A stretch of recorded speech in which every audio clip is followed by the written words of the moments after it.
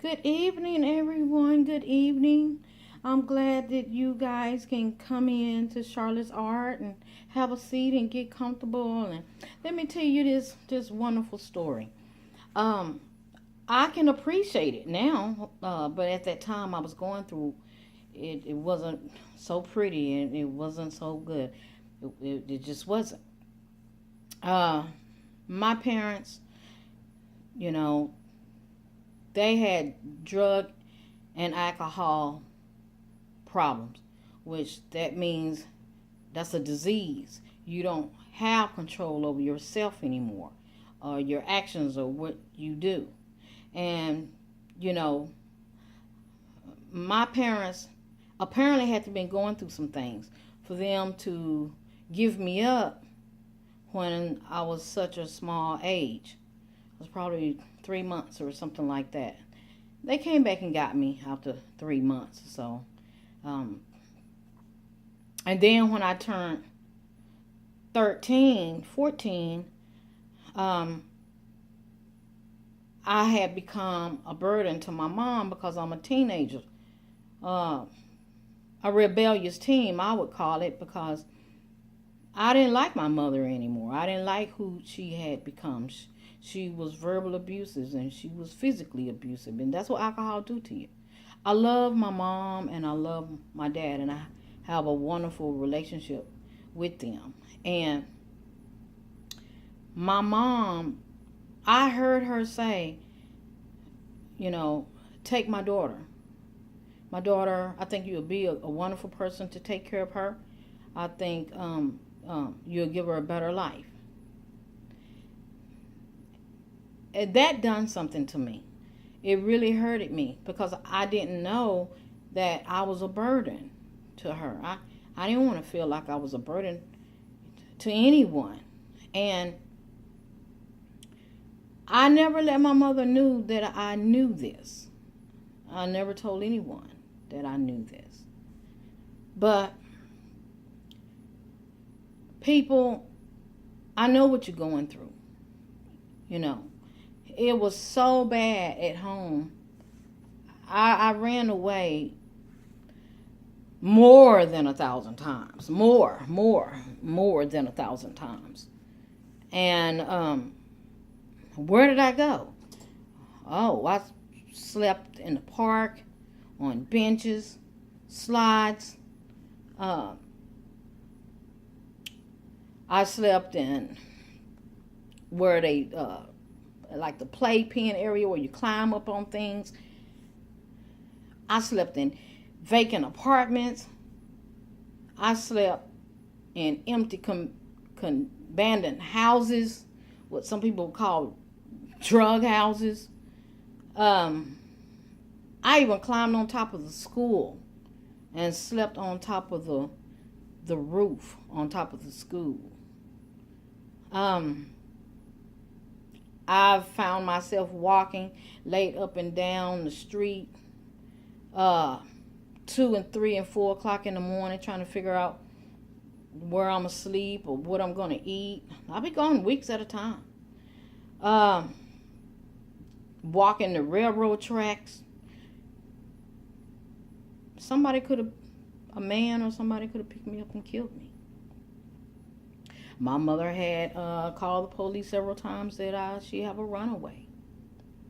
I had turned into a rebellious teen because I didn't want to be disciplined, because I was already hating what I was seeing, and I felt like I was in a situation by myself. Nobody could understood and feel, what I was going through.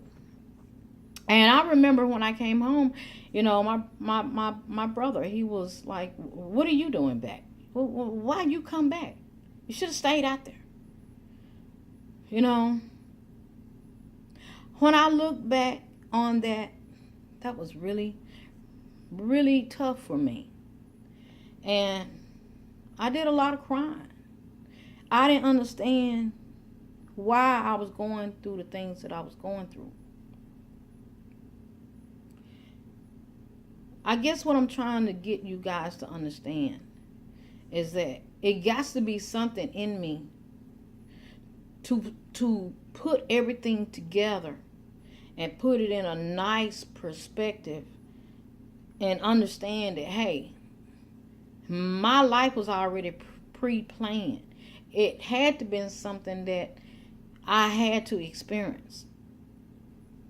It's like playing a video game and you got to get your sword and you got to get your helmet and you got to, you got to get your jewel and you got to get the it's like a game. It's like playing your life and you trying to accomplish these little awards. Well, guess what? I did. I went through it and I accomplished my sword, my shield. It was victory. I don't hate my parents, you guys. I love my parents from the bottom of my heart. You're not alone when you're going through these crazy things. I have gone through some things that I'm not proud to say I've experienced this. I'm not here to bash my family, my mother, my father. I love them. But this is my story. This is my life. This is what happened to me. This is what I experienced. And I wouldn't take any of it back. I wouldn't go back and change nothing, because I achieved what I need to achieve in order to survive out here in this hard, cruel world. See, I have a deeper understanding than some people when they going through these adversities. I have a deeper, better sense than a lot of people to take those adversities that I've gone through and channel into something beautiful. Beautiful, people. Beautiful. It made me courageous. It made me loving. It made me have compassion. It done something to me. Yeah, it was bad when I was going through it, but I can just say I love my parents, and I know that going through this mist of confusion, there was a higher power was guiding me and maneuvering me through these tough situations, and kept me safe and protected.